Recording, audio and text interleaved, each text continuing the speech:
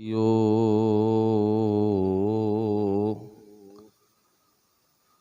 सूही महला चौथा। कर पंजवा एक ओंकार सतगुर प्रसाद।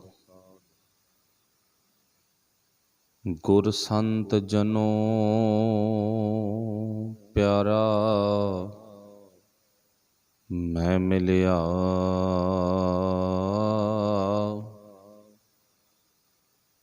मेरी तृष्णा बुझ गई आसे। गुर संत जनों प्यारा मैं मिलिया। मेरी तृष्णा बुझ गई आसे।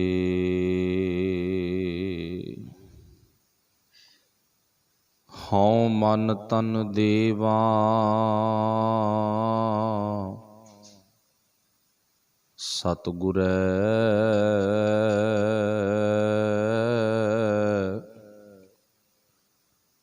मैं मिले प्रभ गुण तासे। तन तन गुरु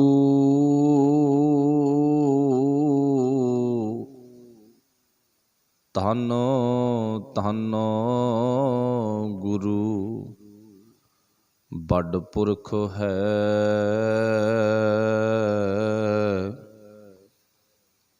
मैं दसे हर साबासे।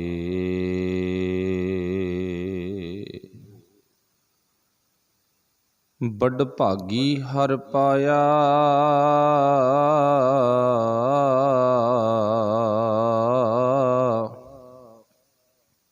जन नानक नाम बिगासे।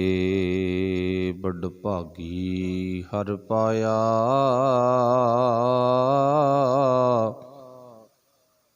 जन नानक नाम बिगासे।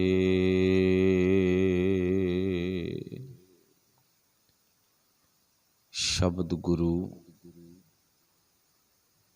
साहिब श्री गुरु ग्रंथ साहिब महाराज सच्चे पातशाह जी दी पावन ते पवित्र हजूरी विच जुड़ बैठे गुरु प्यारिओ, आप सारे ही अति सत्कारयोग धनता दे योग हो। आओ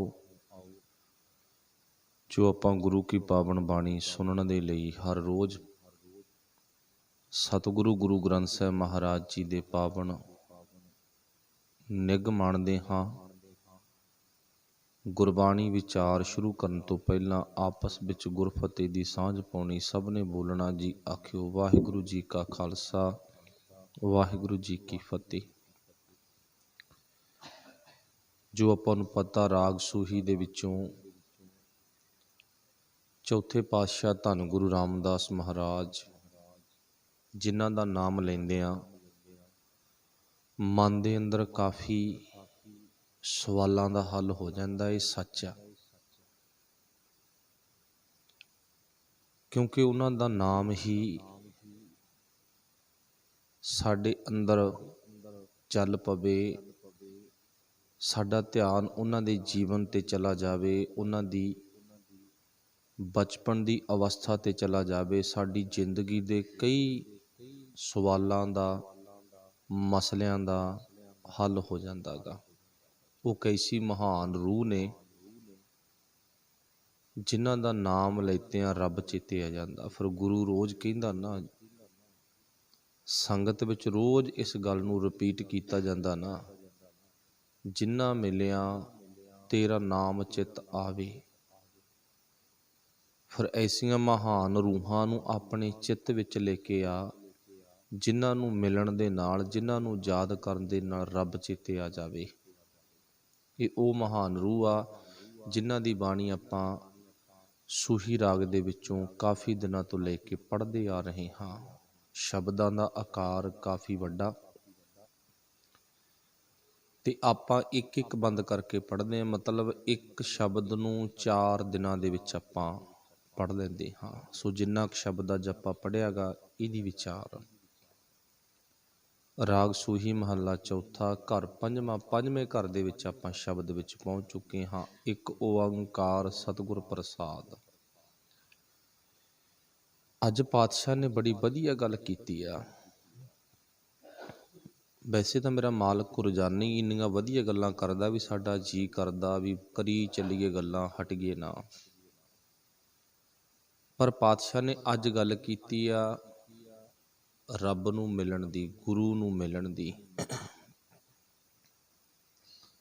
ਗੁਰੂ ਨੂੰ ਮਿਲਿਆ ਫਿਰ ਸਾਡਾ ਜੀਵਨ ਕਿਹੋ ਜਿਹਾ ਬਣ ਜਾਂਦਾ, ਕਿਉਂਕਿ ਗੁਰੂ ਵਿੱਚ ਕੋਈ ਨਾ ਕੋਈ ਐਸੀ ਤਾਕਤ ਤਾਂ ਹੈ ਨਾ ਜਿਹਨੂੰ ਮਿਲਣ ਦੇ ਨਾਲ ਸਾਡੇ ਜੀਵਨ ਦੇ ਵਿੱਚ ਬਦਲਾਅ ਆਉਂਦਾ। ਇਹ ਸੱਚੀ ਗੱਲ ਆ। ਆਪਾਂ ਆਮ ਹੀ ਕਹਿੰਦੇ ਨਾ, ਜੈਸੀ ਸੰਗਤ ਤੈਸੀ ਰੰਗਤ। ਜਿਹੋ ਜੀ ਆਪਾਂ ਸੰਗਤ ਕਰਾਂਗੇ ਤੇ ਉਹੋ ਜਿਹਾ ਆਪਣਾ ਜੀਵਨ ਬਣ ਜੂ। ਗੁਰੂ ਕੋਲੇ ਆਵਾਂਗੇ ਗੁਰੂ ਵਰਗੇ ਬਣ ਜਾਵਾਂਗੇ, ਮਾੜੇ ਥਾਂ ਜਾਵਾਂਗੇ ਉਹੋ ਜਿਹੇ ਬਣ ਜਾਵਾਂਗੇ। ਫਿਰ ਇੱਥੇ ਮੇਰੇ ਮਾਲਕ ਨੇ ਜ਼ਿਕਰ ਕੀ ਕੀਤਾ, ਗੁਰ ਸੰਤ ਜਨੋ। ਚੌਥੇ ਪਾਤਸ਼ਾਹ ਕਹਿੰਦੇ ਨਾ, ਕਹਿੰਦੇ ਹੇ ਰੱਬ ਦੇ ਪਿਆਰਿਓ, ਕਹਿੰਦੇ ਮੈਨੂੰ ਰੱਬ ਮਿਲ ਗਿਆ, ਮੈਨੂੰ ਗੁਰੂ ਮਿਲ ਗਿਆ। ਸਾਰਿਆਂ ਨੇ ਕੰਨ ਚੱਕ ਲਏ ਵੀ ਹੈ ਤੈਨੂੰ ਗੁਰੂ ਮਿਲ ਗਿਆ। ਤੇ ਜਿਹੜੀ ਗੱਲ ਨਾ ਗੁਰੂ ਸਾਹਿਬ ਨੇ ਇਹ ਗੁਰਬਾਣੀ ਦੇ ਵਿੱਚ ਲਿਖੀ ਆ, ਇਹ ਜ਼ੁਬਾਨੀ ਕਲਾਮੀ ਕਹੀ ਵੀ ਆਪਣੇ ਸੰਗੀਆਂ 'ਚ, ਆਪਣੇ ਸਾਥੀਆਂ ਦੇ ਵਿੱਚ, ਜਿੱਥੇ ਮਿੱਤਰਤਾ ਸੀ ਉੱਥੇ ਰੌਲਾ ਪਾਇਆ ਮੈਨੂੰ ਗੁਰੂ ਮਿਲ ਪਿਆ। ਤੇ ਹੁਣ ਕਿਹਾ ਕੀ ਹੈ, ਗੁਰ ਸੰਤ ਜਨੋ, ਰੱਬ ਦੇ ਪਿਆਰੇ। ਕਿਉਂਕਿ ਜਿਹੋ ਜੀ ਅਵਸਥਾ ਦਾ ਮਾਲਕ ਮਨੁੱਖ ਹੁੰਦਾ ਉਹਦੇ ਕੋਲੇ ਉਹੋ ਜਿਹੀ ਹੀ ਗੱਲ ਕੀਤੀ ਜਾਂਦੀ ਆ। ਜੇ ਕੋਈ ਸ਼ਰਾਬੀ, ਕਬਾਬੀ, ਨਸ਼ਈ, ਅਜਾਸ਼ੀ ਹੋਵੇ ਨਾ, ਫਿਰ ਉਹਦੇ ਕੋਲੇ ਰੱਬ ਦੀਆਂ ਗੱਲਾਂ ਥੋੜ੍ਹੀ ਕੀਤੀਆਂ ਜਾਂਦੀਆਂ। ਹਾਂ, ਉਹਨੂੰ ਸਮਝਾਉਣ ਦੇ ਲਈ ਕੋਈ ਗੱਲ ਕੀਤੀ ਜਾ ਸਕਦੀ ਆ, ਪਰ ਉਹਦੇ ਨਾਲ ਆਪਣੇ ਅੰਦਰ ਦੇ ਆਨੰਦ ਨੂੰ ਸਾਂਝਾ ਨਹੀਂ ਕੀਤਾ ਜਾ ਸਕਦਾ। ਅੰਦਰ ਦੀ ਖੁਸ਼ੀ ਨੂੰ ਉਹਦੇ ਨਾਲ ਮੇਲ ਕੇ ਆਪਸ ਵਿੱਚ ਸਾਂਝੀ ਨਹੀਂ ਕੀਤੀ ਜਾ ਸਕਦੀ। ਕਿ ਉਹ ਸ਼ਰਾਬੀ ਨੇ ਤਾਂ ਹੁਣ ਸ਼ਰਾਬੂ ਹੀ ਲੱਭਣਾ ਗਾ, ਨਸ਼ਈ ਨੇ, ਅਯਾਸੀ ਨੇ, ਉਹਨੇ ਤਾਂ ਮਾੜੇ ਕੰਮ ਕਰਨ ਵਾਲੇ ਨੇ ਤਾਂ ਉਹੋ ਜਿਹਾ ਵਿਅਕਤੀ ਲੱਭਣਾ ਗਾ। ਪਰ ਰੱਬ ਦੇ ਪਿਆਰੇ ਨੇ ਰੱਬ ਦਾ ਪਿਆਰਾ ਲੱਭਣਾ। ਜਦ ਮੈਨੂੰ ਰੱਬ ਦਾ ਪਿਆਰਾ ਮਿਲੇ ਤੇ ਮੈਂ ਉਹਦੇ ਨਾਲ ਬੈਠ ਕੇ ਕੁਝ ਵਿਚਾਰਾਂ ਕਰਾਂ, ਗੱਲਾਂ ਕਰਾਂ। ਜਿਵੇਂ ਆਪਾਂ ਰੋਜ਼ ਗੁਰੂ ਕੋਲ ਇਸ ਵੇਲੇ ਪਹੁੰਚ ਜਾਂਦੇ ਹਾਂ ਤੇ ਗੁਰੂ ਨਾਲ ਆਪਾਂ ਗੱਲਾਂ ਕਰਦੇ ਹਾਂ। ਕੁਝ ਗੁਰੂ ਨੂੰ ਆਪਾਂ ਅੰਦਰੇ ਅੰਦਰ ਸੁਣਾ ਵੀ ਦਿੰਦੇ ਹਾਂ ਤੇ ਕੁਝ ਗੁਰੂ ਤੋਂ ਆਪਾਂ ਸਪਸ਼ਟੀ ਤੌਰ ਤੇ ਸੁਣ ਵੀ ਲੈਂਦੇ ਹਾਂ। ਇਹ ਤਾਂ ਬੜੀ ਵਧੀਆ ਸੰਗਤ ਆ ਨਾ। ਬਹੁਤੇ ਉਹ ਨੇ ਜਿਹੜੇ ਇਸ ਵੇਲੇ ਨਹੀਂ ਇਕੱਠੇ ਹੁੰਦੇ, ਉਹ ਸ਼ਾਮ ਨੂੰ ਇਕੱਠੇ ਹੁੰਦੇ ਨੇ। ਪਰ ਉਹ ਸ਼ਾਮ ਵਾਲੇ ਜਿਹੜੇ ਇਕੱਠੇ ਹੁੰਦੇ ਆ, ਸ਼ਰਾਬੀ, ਕਬਾਬੀ, ਅਜਾਸੀ, ਪਾਤਸ਼ਾਹ, ਉਹਨਾਂ ਤੋਂ ਸੂਗ ਮੰਨਦੇ ਆ ਨਾ, ਉਹਨਾਂ ਕੋਲੇ ਨਹੀਂ ਜਾਣਾ ਹੁੰਦਾ। ਮਤਲਬ ਕਹਾਵਤ ਕੀ ਆ ਵੀ ਜਿਹੋ ਜੇ ਗੱਲ ਸੁਣਨ ਦੇ ਚਾਹਵਾਨ ਹੋਣ ਉੱਥੇ ਉਹੋ ਜਿਹੀ ਗੱਲ ਕੀਤੀ ਜਾਂਦੀ ਹੈ। ਚੌਥੇ ਪਾਤਸ਼ਾਹ ਕਹਿੰਦੇ ਫਿਰ ਮੈਂ ਰੌਲਾ ਪਾਤਾ ਭਾਈ, ਮੈਂ ਕਿਹਾ ਮੈਨੂੰ ਗੁਰੂ ਮਿਲ ਗਿਆ, ਮੈਨੂੰ ਰੱਬ ਮਿਲ ਗਿਆ। ਹੁਣ ਇਹ ਗੱਲ ਕਹੀ ਕਿਹਨੂੰ ਆ? ਜਿਹੜੇ ਰੱਬ ਦੀ ਗੱਲ ਸੁਣ ਕੇ ਰਾਜੀ ਆ, ਮੈਂ ਉਹਨਾਂ ਨੂੰ ਗੱਲ ਦੱਸੀ ਆ। ਇਹ ਫਿਰ ਲਿਖਿਆ ਕਿੱਥੇ ਆ?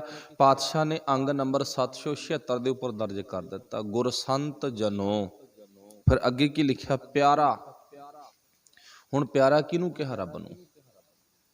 ਪਿਆਰਾ ਕਿਹਦਾ ਨਾਮ ਆ? ਰੱਬ ਦਾ ਨਾਮ ਆ। ਜਿਵੇਂ ਆਪਾਂ ਕਹਿੰਦੇ ਹਾਂ ਵਾਹਿਗੁਰੂ ਵਾਹਿਗੁਰੂ ਵਾਹਿਗੁਰੂ ਸਤਨਾਮ, ਆਪਾਂ ਇੱਦਾਂ ਜਾਪ ਕਰਦੇ ਹਾਂ ਨਾ। ਆਪਾਂ ਰਾਮ ਰਾਮ ਵੀ ਕਹਿ ਸਕਦੇ ਹਾਂ, ਰਾਮ ਰਾਮ ਰਾਮ, ਪਰ ਆਪਣਾ ਧਿਆਨ ਉਹ ਰੱਬ ਤੇ ਪਰਮਾਤਮਾ ਤੇ ਹੋਣਾ ਚਾਹੀਦਾ। ਅੱਲਾ ਵੀ ਕਹਿ ਸਕਦੇ ਹਾਂ, ਸਾਨੂੰ ਮਨਾਹੀ ਨਹੀਂ ਹੈ। ਜਿਹੜਾ ਸਾਨੂੰ ਨਾਮ ਵਧੀਆ ਲੱਗਦਾ ਆਪਾਂ ਉਹੀ ਨਾਮ ਲੈ ਸਕਦੇ ਹਾਂ। ਹੁਣ ਇੱਕ ਮਾਂ ਆਪਣੇ ਬੱਚੇ ਦਾ ਨਾਮ ਲੈਂਦੀ ਆ, ਕਦੇ ਉਹਦਾ ਸ਼ੁਭ ਨਾਮ ਲੈਂਦੀ ਆ, ਕਦੇ ਉਹਦਾ ਸ਼ਾਰਟ ਨਾਮ ਲੈਂਦੀ ਆ, ਕਦੇ ਕੁਛ ਕਦੇ ਕੁਛ। ਪਰ ਜੇ ਕੋਈ ਮਾਂ ਨੂੰ ਕਵੇ ਵੀ ਤੂੰ ਇੱਦਾਂ ਨਾਮ, ਕੋਈ ਨਹੀਂ ਮੈਨੂੰ ਪਿਆਰ ਆਉਂਦਾ ਮੇਰੇ ਪੁੱਤ ਦਾ।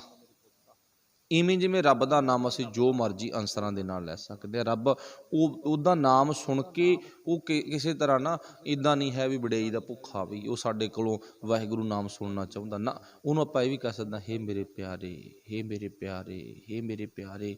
ਆਪਾਂ ਇੱਦਾਂ ਵੀ ਯਾਦ ਕਰ ਸਕਦੇ ਹਾਂ ਨਾ। ਇੱਥੇ ਚੌਥੇ ਪਾਤਸ਼ਾਹ ਨੇ ਵਾਹਿਗੁਰੂ ਨੂੰ, ਰੱਬ ਜੀ ਨੂੰ, ਪਰਮਾਤਮਾ ਨੂੰ ਪਿਆਰਾ ਕਹਿ ਕੇ ਸੰਬੋਧਨ ਕੀਤਾ, ਮੈਨੂੰ ਮੇਰਾ ਪਿਆਰਾ ਮਿਲ ਗਿਆ। ਇਹਦਾ ਮਤਲਬ ਉਹ ਪਰਮਾਤਮਾ ਦਾ ਨਾਮ, ਗੁਣਵਾਚਕ ਨਾਮ ਕੀ ਹੈ? ਪਿਆਰਾ। ਕਿਉਂ? ਕਿਉਂਕਿ ਉਹ ਸਭ ਨੂੰ ਪਿਆਰ ਕਰਦਾ। ਉਹਦੇ ਨਾਂ 'ਚ ਅਰਥ ਆ ਨਾ ਕੋਈ, ਇੱਦਾਂ ਨਹੀਂ ਵੀ ਅਰਥ ਨਹੀਂ ਹਨ। ਉਹਦੇ ਨਾਂ 'ਚ ਕੋਈ ਨਾ ਕੋਈ ਸ਼ਕਤੀ ਆ, ਤਾਕਤ ਆ ਗਈ। ਉਹ ਸਭ ਨੂੰ ਪਿਆਰ ਕਰਦਾ ਹੈ।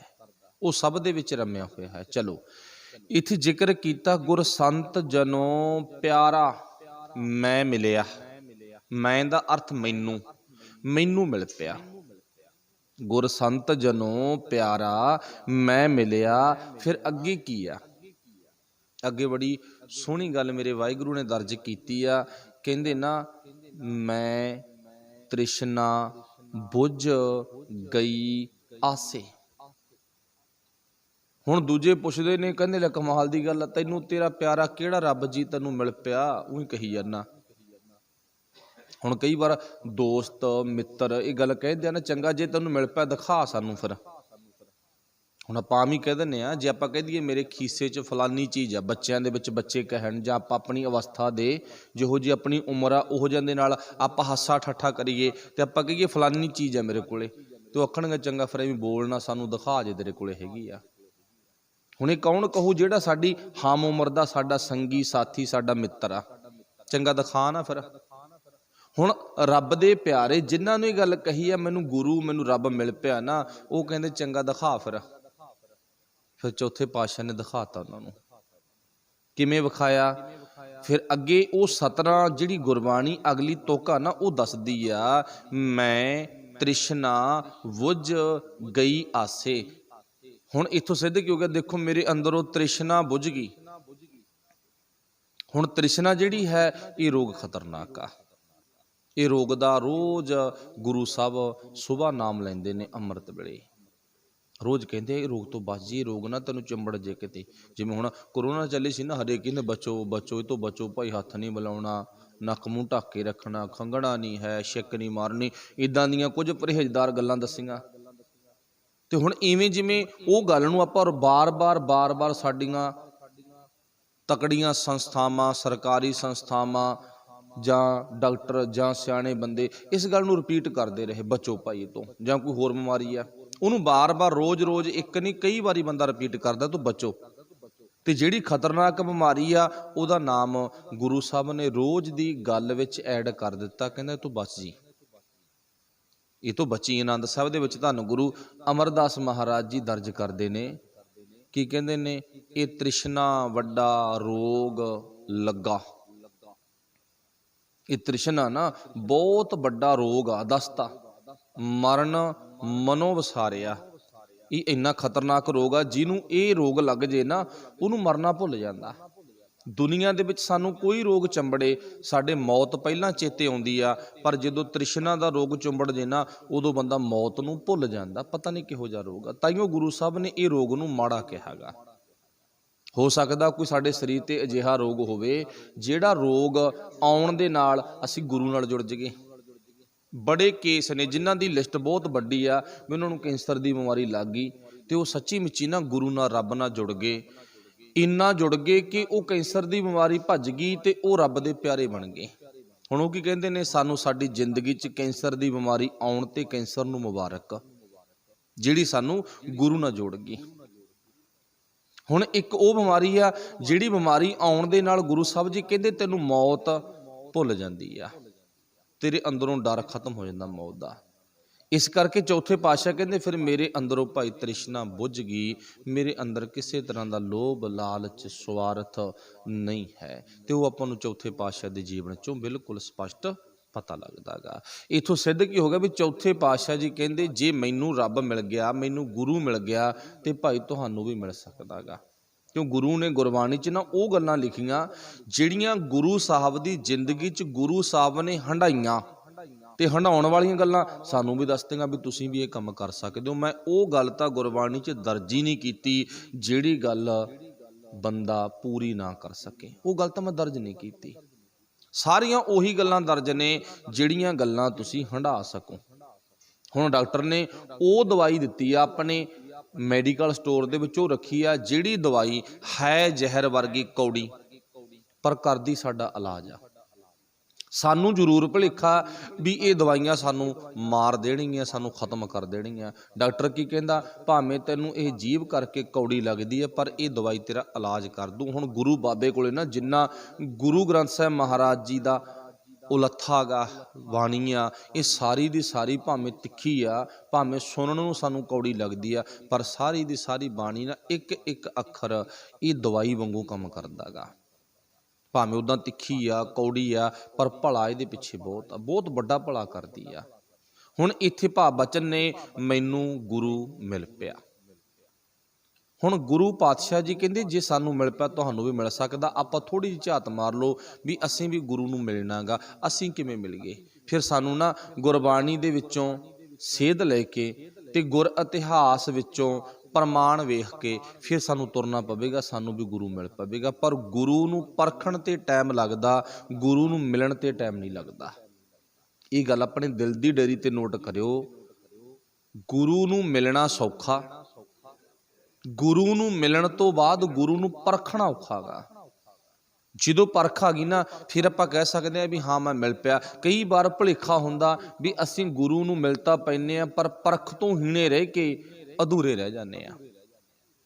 ਭਾਵ ਕਿਵੇਂ? ਗੁਰੂ ਨੂੰ ਮਿਲ ਪਏ, ਅਗਿਆਨਤਾ ਦੂਰ ਨਹੀਂ ਹੋਈ। ਹੁਣ ਦੱਸੋ ਗੁਰੂ ਨੂੰ ਮਿਲਣ ਦਾ ਮਤਲਬ ਕੀ ਆ? ਅਗਿਆਨਤਾ ਹੀ ਨਹੀਂ ਦੂਰ ਹੋਈ। ਗੁਰੂ ਨੂੰ ਮਿਲ ਪਏ, ਮਾੜੇ ਕੰਮ ਛੱਡੇ ਨਹੀਂ, ਫਿਰ ਗੁਰੂ ਨੂੰ ਮਿਲਣ ਦਾ ਮਤਲਬ ਕੀ ਆ? ਤੇ ਗੁਰੂ ਨੂੰ ਮਿਲ ਕੇ ਫਿਰ ਹੋਣਾ ਕੀ ਚਾਹੀਦਾ? ਗੁਰ ਬਿਨ ਘੋਰ ਅੰਧਾਰ। ਸਾਡੀ ਜ਼ਿੰਦਗੀ 'ਚ ਗੁਰੂ ਨਹੀਂ ਨਾ ਹੈ ਤਾਂ ਘੋਰ ਅੰਧਾਰ ਹੈ। ਗੁਰੂ ਬਿਨ ਸਮਝ ਨਾ ਆਵੇ, ਗੁਰ ਬਿਨ ਸੁਰਤ ਨਾ ਸਿੱਧ ਬੁੱਧ, ਗੁਰੂ ਬਿਨ ਮੁਕਤ ਨਾ ਪਾਵੈ। ਗੁਰੂ ਤੋਂ ਬਿਨਾਂ ਮੁਕਤੀ ਨਹੀਂ, ਗੁਰੂ ਤੋਂ ਬਿਨਾਂ ਜੀਵਨ ਦੀ ਸ਼ੁੱਧਤਾ ਨਹੀਂ ਹੈ। ਇਵੇਂ ਜਿਵੇਂ ਨਾ ਇੱਥੇ ਇੱਕ ਆਪਾਂ ਸਾਖੀ ਦਾ ਸਹਾਰਾ ਲਈਏ ਥੋੜ੍ਹਾ ਜਿਹਾ। ਵੈਸੇ ਪਹਿਲਾਂ ਮੈਂ ਇੱਕ ਅਨਮਤੀ ਸਾਖੀ ਬਿਆਨ ਕਰਾਂਗਾ, ਥੋੜ੍ਹੀ ਜਿਹੀ ਤੁਹਾਨੂੰ ਸਮਝ ਆ ਜਾਵੇ ਵੀ ਅੱਜ ਤੱਕ ਆਪਾਂ ਇਹ ਸਾਖੀ ਇਉਂ ਸੁਣੀ ਆ ਜਿੱਥੇ ਗੱਲ ਆਈ ਆ ਗੁਰੂ ਮਿਲ ਪਿਆ, ਤੇ ਆਪਾਂ ਉਹ ਗੁਰੂ ਮਿਲਣ ਦੇ ਨਾਲ ਕੀ ਪੜ੍ਹਨਾ ਸੁਣਨਾ ਗਾ ਵੀ ਗੁਰੂ ਲਾਧੋ ਰੇ, ਗੁਰੂ ਲੱਭ ਗਿਆ। ਹੁਣ ਇਹ ਗੱਲਾਂ ਨੇ ਤਿੰਨ, ਇੱਕ ਤਾਂ ਗੁਰੂ, ਇੱਕ ਲਾਧੋ, ਇੱਕ ਰੇ।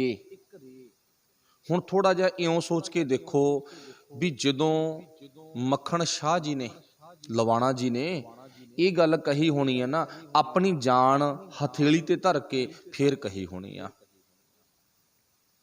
ਇੰਨਾ ਕੁ ਕਹਿਣਾ ਸੌਖਾ, ਗੱਲਾਂ ਤਿੰਨ ਹੀ ਨੇ, ਪਰ ਇਹ ਤਿੰਨੇ ਗੱਲਾਂ ਕਹਿਣੀਆਂ ਉਸ ਟਾਈਮ ਤੇ ਬਹੁਤ ਜ਼ਿਆਦਾ ਔਖੀਆਂ।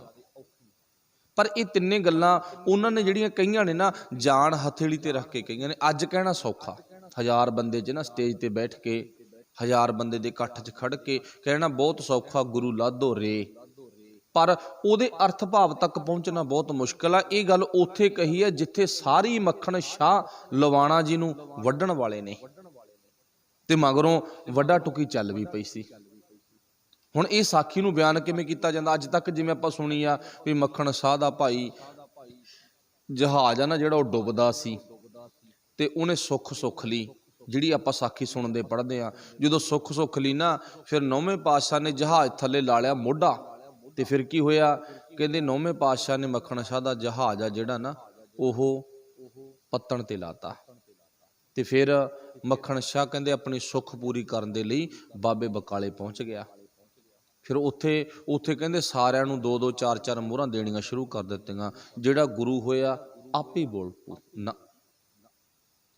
ਇਸ ਸਾਖੀ ਦਾ ਅਸਲੀਅਤ ਸੱਚ ਕੀ ਆ? ਇਹ ਤਾਂ ਵਿਪਰਵਾਦੀ ਸੋਚ ਦੇ ਮਾਲਕ ਨੇ, ਮਤਲਬ ਜਿਨ੍ਹਾਂ ਨੇ ਆਪਣਾ ਡੇਰਾ ਚਲਾਉਣਾ, ਇਹ ਤਾਂ ਉਹਨਾਂ ਨੇ ਕਹਾਣੀ ਘੜੀ ਆ ਵੀ ਤੁਸੀਂ ਸੁੱਖਾਂ ਸੁੱਖ ਦੇ। ਦੇਖੋ ਜਿੱਥੇ ਗੁਰੂ ਦੀ ਸੱਚੀ ਗੱਲ ਹੈ ਨਾ, ਉੱਥੇ ਗੱਲ ਕਹੇ ਜੋ ਸੁੱਖ ਨਾ ਸੁੱਖੋ, ਸੁੱਖ ਸੁੱਖਣੀ ਵਪਾਰ ਕਰਨਾ। ਤੇ ਜਿੱਥੇ ਗੁਰੂ ਦੀ ਗੱਲ ਹੈ ਨਹੀਂ, ਉੱਥੇ ਕਿਹਾ ਜਾਂਦਾ 5 ਮੱਸਿਆ ਸੁੱਖ ਲਾ, 5 ਦਸਵੀਆਂ ਸੁੱਖ ਲਾ, ਪਤਾਸੇ ਲਿਆ, ਐਂ ਕਰ ਲਾ, ਬਹੁ ਕਰ ਲਾ। ਨਾ, ਦਸਵੰਧ ਕੱਢਣਾ ਆਪਣੀ ਇੱਕ ਪਰੰਪਰਾ, ਰੀਤ ਆ ਸਾਡੀ ਗੁਰੂ ਨੇ ਦਿੱਤੀ ਹੋਈ। ਉਹ ਆਪਾਂ ਆਪਣੀ ਮਹੀਨੇ ਦੀ ਕਮਾਈ ਚੋਂ, ਭਾਵੇਂ 6 ਮਹੀਨੇ ਦੀ ਕਮਾਈ ਚੋਂ ਤੇ ਭਾਵੇਂ ਸਾਲ ਦੀ ਕਮਾਈ ਚੋਂ ਆਪਾਂ ਕੱਢਣਾ ਗਾ। ਪਰ ਜਿਹੜੀ ਸੁੱਖ ਸੁੱਖਣੀ ਹੈ, ਸੌਦਾ ਕਰਨਾ, ਉਹਦੇ ਤੇ ਗੁਰੂ ਨਾਰਾਜ਼ ਆ। ਸੌਦਾ ਕਰਨ ਦੇ ਨਾਲ ਟੁੱਟਣ ਵਾਲੇ ਕੇਸ ਵੱਧ ਨੇ, ਜੁੜਨ ਵਾਲੇ ਕੇਸ ਘੱਟ ਨੇ। ਕਿਉਂ ਮੰਨ ਲਓ 10 ਬੰਦਿਆਂ ਨੇ ਸੁੱਖ ਸੁੱਖੀ ਹੈ ਨਾ, 9 ਦੀ ਪੂਰੀ ਨਹੀਂ ਹੋਈ, 1 ਦੀ ਪੂਰੀ ਹੋਊਗੀ, ਉਹ ਜੁੜ ਜਾਊਗਾ, ਉਹ 9 ਨੂੰ ਹੋਰ ਗੁੰਮਰਾਹ ਕਰੂਗਾ ਤੇ 9 ਉਹ ਪਹਿਲੇ ਟੁੱਟ ਜਾਣਗੇ, ਉਹ ਜਮੀ ਨਹੀਂ ਆਉਣਗੇ। ਮਤਲਬ ਕਹਿਣ ਤੋਂ ਭਾਵ ਅਸੀਂ ਵਪਾਰੀ ਕਰਨ ਦੇ ਵਿੱਚ ਨਹੀਂ ਪੈਣਾਗਾ। ਤੇ ਮੱਖਣ ਸ਼ਾਹ ਇੰਨੀ ਤੀਖਣ ਬੁੱਧੀ ਦਾ ਮਾਲਕ ਆ। ਮੱਖਣ ਸ਼ਾਹ ਦੇ ਬਾਪ ਦਾ ਨਾਮ ਨਾ ਭਾਈ ਦਾਸਾ ਜੀ ਆ, ਤੇ ਉਹ ਪਿਛੋਕੜ ਉਹਨਾਂ ਦਾ ਗੁਰੂ ਨਾਲ ਜੁੜਿਆ ਹੋਇਆ ਹੈਗਾ। ਚੌਥੇ ਪਾਤਸ਼ਾਹ ਦਰਬਾਰ ਵਿੱਚੋਂ ਨਾ ਚੜ੍ਹਦੀ ਜਵਾਨੀ 'ਚ, ਮਤਲਬ ਉਦੋਂ ਜਵਾਨੀ ਚੜ੍ਹਦੀ ਸੀ ਉਹਨਾਂ ਤੇ, ਉਹਨਾਂ ਨੂੰ ਮਸੰਦ ਹੋਣ ਦਾ ਰੁਤਬਾ ਮਿਲਿਆਗਾ। ਤੇ ਮਸੰਦ ਕਿਹਨੂੰ ਬਣਾਇਆ ਜਾਂਦਾ ਸੀਗਾ? ਅੱਜ ਤਾਂ ਮਸੰਦ ਆਪਾਂ ਉਹਨੂੰ ਕਹਿੰਦੇ ਜਿਹੜਾ ਸਭ ਤੋਂ ਘਟੀਆ ਹੋਵੇ, ਪਰ ਮਸੰਦ ਕਿਹਨੂੰ ਬਣਾਇਆ ਜਾਂਦਾ ਸੀਗਾ? ਜਿਹਦੀ ਤੀਖਣ ਬੁੱਧੀ ਹੁੰਦੀ ਸੀ, ਮਤਲਬ ਜਿਹੜਾ ਅੰਦਰੋਂ ਸਿਆਣਾ ਹੁੰਦਾ ਸੀ, ਗੁਰੂ ਸਾਹਿਬ ਉਹਨੂੰ ਮਸੰਦ ਥਾਪ ਦਿੰਦੇ ਸੀਗੇ। ਤੇ ਹੁਣ ਜਿਨ੍ਹਾਂ ਦਾ ਪਿਛੋਕੜ ਗੁਰੂ ਨਾਨਕ ਦੇ ਘਰ ਨਾਲ ਪਿੱਛੇ ਤੋਂ ਜੁੜਿਆ ਵਿਆਗਾ, ਤੇ ਉਹ ਭਾਵੇਂ ਸੁੱਖ ਦੇ ਚੱਕਰ ਚ ਪਊਗਾ, ਕਦੇ ਵੀ ਨਹੀਂ। ਹਾਂ, ਜਿਹੜੀ ਉਹਨਾਂ ਦੀ ਕਿਰਿਆ ਉਹ ਅਸਲੀ ਕੀ ਆ? ਉਹ ਅਸਲੀ ਕਿਰਿਆ ਇਹ ਆ ਵੀ ਮੱਖਣ ਸ਼ਾਹ ਗਾ ਵਪਾਰੀ। ਇਹਦਾ ਹੁਣ ਆਪਾਂ ਨੂੰ ਪਤਾ ਅਫਰੀਕਾ ਤੱਕ, ਅਰਬ ਖਾੜੀ ਦੇ ਵਿੱਚੋਂ ਦੀ ਜਹਾਜ਼ ਲੰਘਦੇ ਨੇ, ਹੋਰਾਂ ਦੇਸ਼ਾਂ ਦੇ ਵਿੱਚ ਵੱਡੇ ਵੱਡੇ ਵਪਾਰ ਨੇ ਇਹਦੇ। ਸੱਚ ਆ ਵੀ ਜਹਾਜ਼ਾਂ ਦਾ ਮਾਲਕ ਹੈ ਇਹ, ਕੋਈ ਗਾ ਸ਼ੱਕ ਨਹੀਂ ਗਾ। ਮੱਖਣ ਸ਼ਾਹ ਕਿਹਦੇ ਪਿੱਛੇ ਲੱਗਦਾ? ਜਿਹੜਾ ਸ਼ਾਹੂਕਾਰ ਹੋਵੇ। ਇਹ ਗੁਰੂ ਦਾ ਸਿੱਖ ਆ ਤੇ ਹੈ ਬਹੁਤ ਵੱਡਾ ਅਮੀਰ ਬੰਦਾ। ਤੇ ਅੱਜ ਤਾਂ ਜਦੋਂ ਬੰਦੇ ਕੋਲੇ ਅਮੀਰੀ ਆ ਜੇ ਨਾ, ਗੁਰੂ ਨੂੰ ਟੁੱਟ ਜਾਂਦਾ ਹੈਗਾ। ਇਹ ਉਹ ਧਨਤਾ ਦੇ ਯੋਗ ਵਿਅਕਤੀ ਨੇ, ਪਰਿਵਾਰ ਨੇ, ਜਿਹੜੇ ਅਮੀਰ ਟੌਪ ਦੇ ਸੀ। ਮਤਲਬ ਉਹਨਾਂ ਟਾਈਮਾਂ ਦੇ ਵਿੱਚ ਟੌਪ ਦੇ ਅਮੀਰ ਗੁਰੂ ਨੂੰ ਪੁੱਛੇ ਤੋਂ ਬਿਨਾਂ ਗੱਲ ਨਹੀਂ ਸੀ ਕਰਦੇ। ਜੋ ਗੱਲ ਕਰਦੇ ਸੀ ਗੁਰੂ ਨੂੰ ਪੁੱਛ ਕੇ ਕਰਦੇ ਸੀ। ਪਾਤਸ਼ਾਹ ਮੇਰਾ ਜਹਾਜ਼ ਦੂਜੇ ਦੇਸ਼ਾਂ 'ਚ ਗੇੜਾ ਲਾਇਆ ਹੈ ਨਾ, ਕੋਈ ਗੱਲ ਨਹੀਂ, ਆਉਂਦੇ ਹੀ ਦਸਵੰਧ ਲੈ ਕੇ ਆਊਂਗਾ। ਫਿਰ ਇਹ ਸੰਗਤਾਂ ਲਈ ਦਸਵੰਧ ਲੈ ਕੇ ਆਉਂਦਾ, ਮਤਲਬ ਇਹਦਾ ਆਉਣ ਜਾਣ ਨਾ ਗੁਰੂ ਨਾਲ ਜੁੜਿਆ ਹੋਇਆ ਸੀਗਾ। ਤੇ ਜਦੋਂ ਵੀ ਇਹ ਕਿਸੇ ਵੀ ਤਰ੍ਹਾਂ ਦਾ ਵਪਾਰ ਕਰਕੇ ਆਉਂਦਾ ਤੇ ਆਪਣੀ ਦਸਵੰਧ ਭੇਟਾ ਗੁਰੂ ਤੱਕ ਪੱਕੀ ਲੈ ਕੇ ਆਉਂਦਾ ਸੀ, ਪਰਮਾਨੈਂਟ। ਤੇ ਅੱਜ ਤਾਂ ਭਾਵੇਂ ਕਿਸੇ ਨੂੰ 50,000 ਤਨਖਾਹ ਦਿੰਦੇ, ਭਾਵੇਂ 70 ਆਉਂਦਾ ਤੇ 5 ਰੁਪਏ ਕੱਢ ਕੇ ਰਾਜੀ ਨਹੀਂ ਕੋਈ। ਦੇਖੋ ਹੈ ਕਿਸੇ ਦਿਲ। ਇਹ ਉਹ ਲੋਕ ਨੇ ਜਦੋਂ ਵੀ ਗੇੜਾ ਲੱਗਿਆ ਨਾਲ ਦੀ ਨਾਲ ਗੁਰੂ ਕੋਲੇ ਪਹੁੰਚਿਆ। ਸ਼ਾਬਾਸ਼ੇ ਦੇ ਪਾਤਰ ਬੰਦੇ ਨੇ ਇਹ। ਸੁੱਖ ਨਹੀਂ, ਪਰ ਆਪਣਾ ਦਸਵੰਧ ਗੁਰੂ ਤੱਕ ਲੈ ਕੇ ਆਉਂਦਾ ਹੈ। ਤੇ ਇਹਦੀ ਤੀਖਣ ਬੁੱਧੀ ਬਹੁਤ ਜ਼ਿਆਦਾ। ਹੁਣ ਚਲੋ ਮੰਨ ਲਓ ਜਿਹੜੀ ਅਸਲੀ ਕਹਾਣੀ ਆ, ਹੁਣ ਸਤਿਗੁਰੂ ਪਾਤਸ਼ਾਹ ਧੰਨ ਗੁਰੂ ਹਰਕ੍ਰਿਸ਼ਨ ਸਾਹਿਬ ਮਹਾਰਾਜ ਦਿੱਲੀ ਦੇ ਵਿੱਚ ਰਾਜਾ ਜੈ ਸਿੰਘ ਦੇ ਘਰ ਰਹਿੰਦੇ ਨੇ। ਇਹ ਰਾਜਾ ਜੈ ਸਿੰਘ ਦਾ ਉਹ ਘਰ ਆ ਜਿੱਥੇ ਅੱਜ ਗੁਰਦੁਆਰਾ ਬੰਗਲਾ ਸਾਹਿਬ ਬਣਿਆ ਹੋਇਆ ਗਾ। ਇਹ ਰਾਜਾ ਜੈ ਸਿੰਘ ਦਾ ਘਰ ਹੈਗਾ। ਤੇ ਜੈ ਸਿੰਘ ਦੇ ਘਰ ਗੁਰੂ ਸਾਹਿਬ ਨੇ ਆਪਣਾ ਉਤਾਰਾ ਕੀਤਾ। 8ਵੇਂ ਪਾਤਸ਼ਾਹ ਨੇ ਚੇਚਕ ਦੀ ਬਿਮਾਰੀ ਦਿੱਲੀ ਦੇ ਵਿੱਚ ਬਹੁਤ ਫੈਲੀ ਹੋਈ ਆ, ਤੇ ਚੇਚਕ ਦੀ ਬਿਮਾਰੀ ਦੀ ਆਪ ਵੀ ਗ੍ਰਿਫਤ ਵਿੱਚ ਗੁਰੂ ਸਾਹਿਬ ਆ ਗਏ, ਕਿਉਂਕਿ ਉਹ ਬਿਮਾਰੀ ਇੱਕ ਦੂਜੇ ਤੋਂ ਲਾਗ ਦੇ ਤੌਰ ਤੇ ਲੱਗਦੀ ਹੈ ਨਾ, ਜਿਵੇਂ ਇੱਕ ਦੂਜੇ ਦੇ ਸੰਬੰਧ ਨਾਲ ਜੁੜਨ ਕਰਕੇ। ਹੁਣ ਗੁਰੂ ਸਾਹਿਬ ਸਾਰਿਆਂ ਦਾ ਇਲਾਜ ਕਰਦੇ ਨੇ, ਪਰ ਸੰਗਤਾਂ ਕਹਿੰਦੀਆਂ ਪਾਤਸ਼ਾਹ ਤੁਸੀਂ ਇਲਾਜ ਨਾ ਕਰੋ, ਖੁਦ ਨਾ ਰਹਿਣ ਦੋ, ਪਾਸੇ ਹੋ ਜਾਓ ਤੁਸੀਂ। ਪਰ ਗੁਰੂ ਸਾਹਿਬ ਅੰਦਰ ਮਨੁੱਖਤਾ ਦੇ ਪ੍ਰਤੀ, ਇਨਸਾਨੀਅਤ ਦੇ ਪ੍ਰਤੀ ਪਿਆਰ ਆ। ਪਰ ਉਹ ਬਿਮਾਰੀ ਦੇ ਖੁਦ ਸ਼ਿਕਾਰ ਹੋਏ ਤੇ ਜੋਤੀ ਜੋਤ ਦਿੱਲੀ ਦੇ ਵਿੱਚ ਸਮਾ ਗਏ। ਜੋਤੀ ਜੋਤ ਸਮਾਉਣ ਤੋਂ ਪਹਿਲਾਂ ਮੱਖਣ ਸ਼ਾਹ ਤੇ ਇਹਦੇ ਹੋਰ ਸੇਵਾਦਾਰ ਮੱਖਣ ਸ਼ਾਹ ਦੇ ਨਾਲ ਜੁੜੇ ਹੋਏ ਉੱਥੇ ਹਾਜ਼ਰ ਸੀ।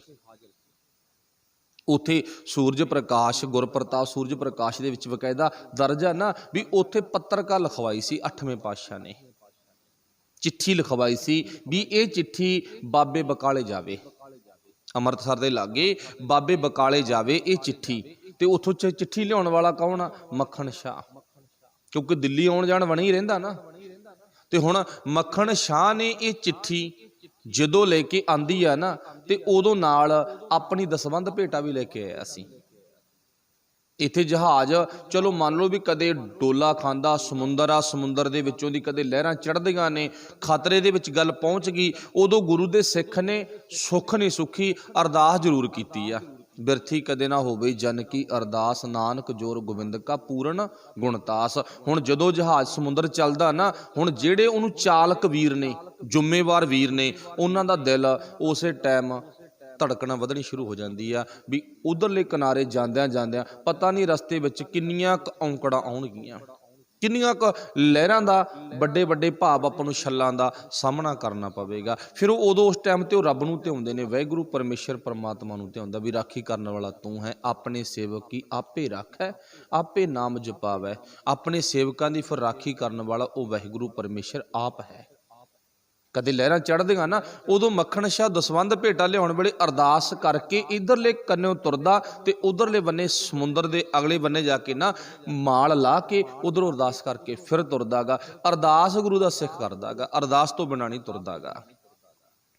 ਹੁਣ ਇਹਦਾ ਮਤਲਬ ਮੱਖਣ ਸ਼ਾਹ ਨੂੰ ਗੁਰੂ ਤੇ ਪਰਮਾਤਮਾ ਤੇ ਭਰੋਸਾ, ਯਕੀਨ ਆ, ਅਰਦਾਸ ਕਰਕੇ ਤੁਰਦਾ। ਅੱਜ ਉਹਨੂੰ ਪੱਤਰਕਾ ਮਿਲ ਗਈ, ਗੁਰੂ 8ਵੇਂ ਪਾਤਸ਼ਾਹ ਜੋਤੀ ਜੋਤ ਸਮਾ ਗਏ। ਤੇ ਹੁਣ 1664 ਦੇ ਵਿੱਚ ਬਾਬੇ ਬਕਾਲੇ ਮੱਖਣ ਸ਼ਾਹ ਪਹੁੰਚ ਗਿਆ। ਜਿਹੜੀ ਅੱਜ ਆਪਣੀ ਗੱਲ ਚੱਲੀ ਆ, ਗੁਰ ਸੰਤ ਜਨੋ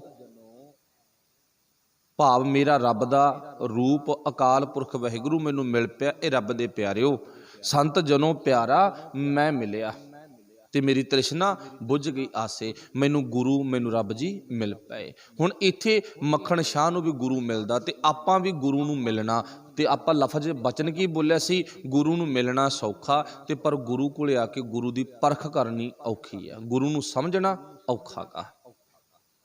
ਹੁਣ ਇਹ ਧੰਨਤਾ ਦੇ ਯੋਗ ਨੇ ਜਿਨ੍ਹਾਂ ਨੇ ਗੁਰੂ ਨੂੰ ਸਮਝ ਲਿਆ, ਗੁਰੂ ਨੂੰ ਪਰਖ ਲਿਆ। ਹੁਣ ਮੱਖਣ ਸ਼ਾਹ ਆਪਾਂ ਨੂੰ ਪਤਾ ਵੀ ਬਕਾਲੇ ਪਹੁੰਚ ਗਿਆ। ਇਹ ਸੁਨੇਹਾ ਦਿੱਲੀ ਦੇ ਵਿੱਚੋਂ ਪੂਰੇ ਦੇ ਪੂਰੇ ਏਰੀਏ ਦੇ ਵਿੱਚ ਫੈਲ ਚੁੱਕਿਆ ਸੀ ਵੀ ਜੋਤੀ ਜੋਤ ਸਮਾਉਣ ਵੇਲੇ 8ਵੇਂ ਪਾਤਸ਼ਾਹ ਨੇ ਇਹ ਗੱਲ ਕਹੀ ਆ, ਬਾਬਾ ਬਕਾਲੇ, ਵੀ ਜਿਹੜਾ ਹੁਣ ਬਾਬਾ ਨਾ, ਜਿਹੜੀ ਹੁਣ ਜੋਤ ਆਉਣੀ ਆ ਉਹ ਬਕਾਲੇ ਦੇ ਵਿੱਚ ਆ ਗਈ। ਤੇ ਉਹ ਬਕਾਇਦਾ ਗੁਰੂ ਸਾਹਿਬ ਨੇ ਪੱਤਰਕਾਰ ਲਿਖ ਕੇ ਦੇ ਦਿੱਤੀ। ਹੁਣ ਉਸ ਟਾਈਮ ਤੇ ਜਿੰਨੇ ਪਖੰਡੀ ਸੀ, ਧੀਰਮਲ ਵਰਗੇ, ਇਹਨਾਂ ਸਾਰੇ ਪਖੰਡੀਆਂ ਨੇ ਆਪਣੇ ਅੱਡੇ ਡੇਰੇ ਬਕਾਲੇ ਆ ਕੇ ਲਾ ਲਏ। ਉੱਥੇ ਆ ਕੇ ਨਾ ਆਪਣੇ ਟਿਕਾਣੇ ਬਣਾ ਲਏ, ਐ ਇਦਾਂ ਬਣਾ ਲਏ ਟਿਕਾਣੇ। ਹੁਣ ਆਪਣੇ ਅੱਗੇ ਪੋਸਟਰ ਵੀ ਲਿਖ ਲਾ ਲਏ, ਮੈਂ ਗੁਰੂ, ਮੈਂ ਗੁਰੂ, ਮੈਂ ਵੱਡਾ ਗੁਰੂ, ਮੈਂ 108, ਮੈਂ 1008, ਮੈਂ 111, ਇੱਦਾਂ ਮਤਲਬ ਕਿ ਲੇਬਲ ਵੀ ਲਾ ਲਏ ਆਪਣੇ ਅੱਗੇ। ਹੁਣ ਜਿਹੜੀ ਸੰਗਤ ਆ ਉਹ ਗੁਰੂ ਨੂੰ ਮਿਲਦੀ ਤਾਂ ਸੌਖੀ ਹੈ ਨਾ, ਪਰ ਪਰਖ ਕਰਨੀ ਔਖੀ ਆ। ਸ਼ਾਇਦ ਅੱਜ ਅਸੀਂ ਵੀ ਪਰਖ ਤੋਂ ਹੀਣੇ ਆ। ਉਹ ਵੈਸੇ ਆਪਣੀ ਰੋਜ਼ ਇੱਕ ਅੱਧਾ ਪੁਆਇੰਟ ਆਪਾਂ ਬੋਲਦੇ ਹਾਂ, ਪਰਖੂ ਬਣੀਏ, ਪਰਖ ਤੋਂ ਅੱਜ ਅਸੀਂ ਵੀ ਹੀਣੇ ਆ। ਹੁਣ ਮੱਖਣ ਸ਼ਾਹ ਜੀ ਨਾ ਇਹ ਬਾਬੇ ਬਕਾਲੇ ਪਹੁੰਚ ਗਿਆ, ਪਰ ਇਹਦੀ ਦੁਨਿਆਵੀ ਅੱਖ ਨੇ ਵੇਖਿਆ ਆਸੇ ਪਾਸੇ, ਕਮਾਲ ਆ, ਇੱਥੇ ਤਾਂ 22 ਮੰਜੀਆਂ ਲੱਗੀਆਂ ਪਈਆਂ ਨੇ। ਅੱਜ ਦੇ ਟਾਈਮ 'ਚ 22,000 ਜਾਂ 22 ਲੱਖ। ਹੁਣ ਉਸ ਟਾਈਮ ਤੇ 22 ਮੰਜੀਆਂ ਵਿੱਚੋਂ ਗੁਰੂ ਨੂੰ ਪਹਿਚਾਨਣਾ ਬਹੁਤ ਔਖਾ। ਅੱਜ ਦੇ ਇਸ ਭਾਵ ਜਿਹੜੀ ਆ ਚੇਚਕ ਦੀ ਬਿਮਾਰੀ ਹੈ ਨਾ, ਪਖੰਡੀ ਗੁਰੂਆਂ ਦੀ, ਪਖੰਡੀ ਡੇਰਿਆਂ ਦੀ, ਦੇਹਧਾਰੀ ਦੰਭੀਆਂ ਦੀ, ਇਹ ਕੀ ਆ, ਇਹ ਚੇਚਕ ਦੀ ਬਿਮਾਰੀ ਆ। ਇਸ ਬਿਮਾਰੀ ਦੇ ਵਿੱਚੋਂ ਸੱਚੇ ਗੁਰੂ ਨੂੰ ਪਰਖਣਾ ਬਹੁਤ ਔਖਾ। ਹੁਣ ਮੇਰੇ ਵਰਗੇ ਬਾਬੇ ਨੇ ਗੁਰੂ ਗ੍ਰੰਥ ਸਾਹਿਬ ਦਾ ਸਰੂਪ ਤਾਂ ਰੱਖ ਲਿਆ ਨਾ, ਨਾਲ ਕੋਈ ਨਾ ਕੋਈ ਹੋਰ ਜੁਗਾੜ ਵੀ ਬਣਾ ਲਿਆ, ਨਾਲ ਕੋਈ ਮੰਦਿਰ ਵੀ ਬਣਾ ਲਿਆ, ਕੋਈ ਮੰਨ ਲਓ ਵੀ ਛੋਟਾ ਮੋਟਾ ਧੂਣਾ ਵੀ ਲਾਤਾ, ਨਾਲ ਮਾੜੀਆਂ ਮੋਟੀਆਂ ਮੂਰਤੀਆਂ। ਇਹ ਕੌਣ ਹੈ? ਇਹ ਸ਼ਿਵ ਜੀ ਹੈ। ਇਹ ਕੌਣ ਹੈ ਜੀ? ਇਹ ਰਾਧੇ ਸਵਾਮੀ ਕ੍ਰਿਸ਼ਨ ਹੈਗਾ। ਇਹ ਕੌਣ ਹੈ ਜੀ? ਇਹ ਰਾਮਚੰਦਰ ਹੈਗਾ। ਨਾਲ ਏਡੀਆਂ ਏਡੀਆਂ ਬਣਾ ਕੇ ਫੋਟੋਆਂ ਅਸੀਂ ਦੇਖੀ ਜਾਂਦੇ ਹਾਂ, ਕਹਿੰਦੇ ਆਹ ਫੋਟੋ ਤਾਂ ਨਾ ਬਾਬੇ ਨੇ ਕਮਾਲ ਹੀ ਕਰਤੀ, ਬਾਹਲੀ ਮਹਿੰਗੀ ਬਣਵਾਈ ਹੈਗੀ। ਹੁਣ ਇੱਥੇ ਲਾਹਨਤ ਸਾਨੂੰ ਆ ਵੀ ਅਸੀਂ ਫੋਟੋ ਦੀ ਉਸਤਾਦ ਕਰੀ ਜਾਂਦੇ ਹੈਗੇ। ਬਾਬੇ ਨੇ ਇੱਕ ਟਕਵਾਂਜਾ ਬਣਾ ਲਿਆ, ਇੱਥੇ ਗੁਰੂ ਗ੍ਰੰਥ ਸਾਹਿਬ ਰੱਖ ਲਿਆ, ਗੇੜਾ ਖਾ ਕੇ ਪਹਿਲੇ ਪਾਸੇ ਪਾਓ ਜੋ, ਉਦੋਂ ਗੇੜਾ ਖਾ ਕੇ ਉਹ ਲੰਘ ਜਾਓ।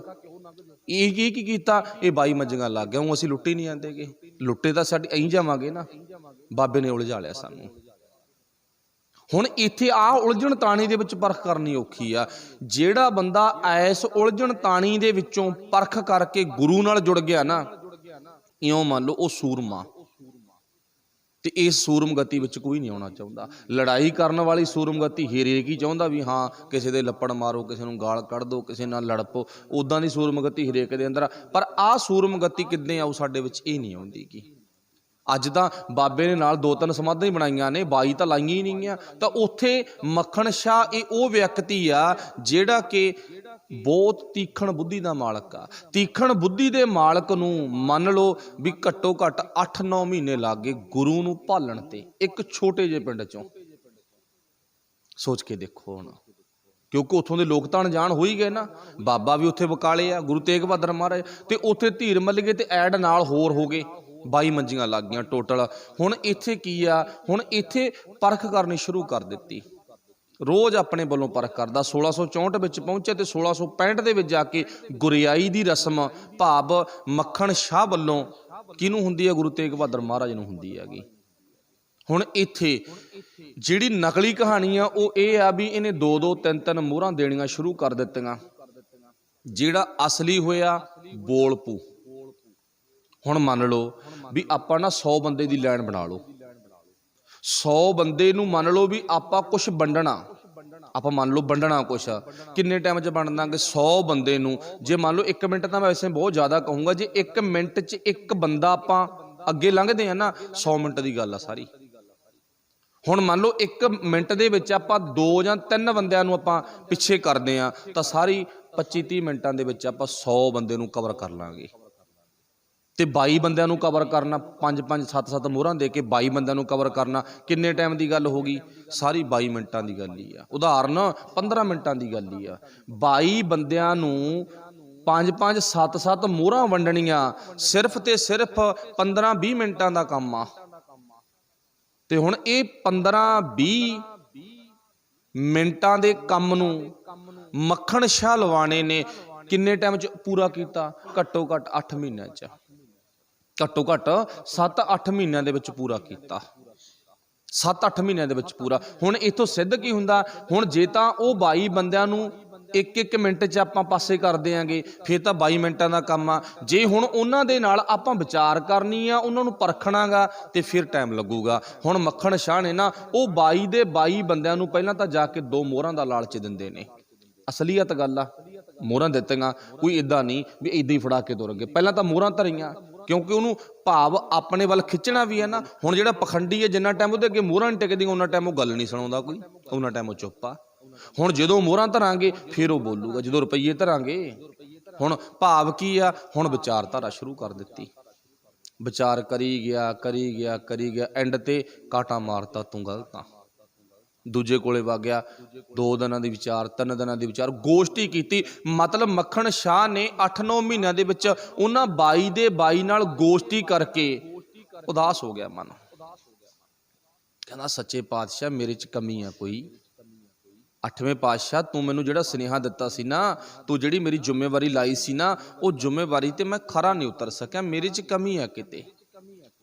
ਹੁਣ ਗੁਰੂ ਦਾ ਸਿੱਖ ਜਿਹੜੀ ਆਪਾਂ ਪਹਿਲਾਂ ਗੱਲ ਸੁਣੀ, ਜਦੋਂ ਜਹਾਜ਼ ਲੈ ਕੇ ਤੁਰਦਾ ਅਰਬ ਖਾੜੀ ਵਿੱਚ ਸਮੁੰਦਰ 'ਚ ਵਾੜਦਾ, ਭਾਵ ਜਦੋਂ ਇੱਕ ਥਾਂ ਤੋਂ ਦੂਜੀ ਥਾਂ ਤੇ ਜਾਂਦਾ ਉਹ ਅਰਦਾਸ ਕਰਕੇ ਤੁਰਦਾ ਗਾ। ਉਹਦਾ ਰੋਜ਼ ਦਾ ਭਾਵ ਇਹ ਨੇਮ ਆ, ਅਰਦਾਸ ਕਰਕੇ ਤੁਰਨਾ, ਅਰਦਾਸ ਕਰਕੇ ਖੜਨਾ।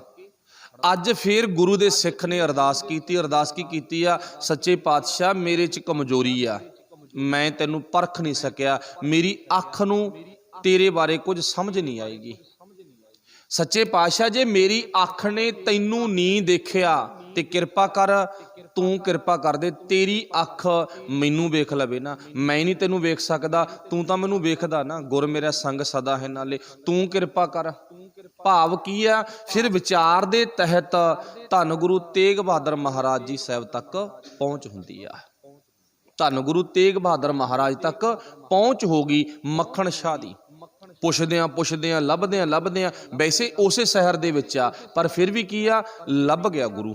ਜਦੋਂ ਗੁਰੂ ਲੱਭ ਗਿਆ ਨਾ, ਫਿਰ ਉੱਥੇ ਗੱਲਾਂ ਹੀ ਨਹੀਂ ਹੋਈਆਂ ਵੀ ਆਹ ਦੇਖ ਮੇਰਾ ਮੋਢਾ, ਮੈਂ ਤੇਰਾ ਜਹਾਜ਼ ਬਚਾਇਆ, ਮੈਂ ਐਂ ਕੀਤਾ ਬਹੁ ਕੀਤਾ, ਨਾ।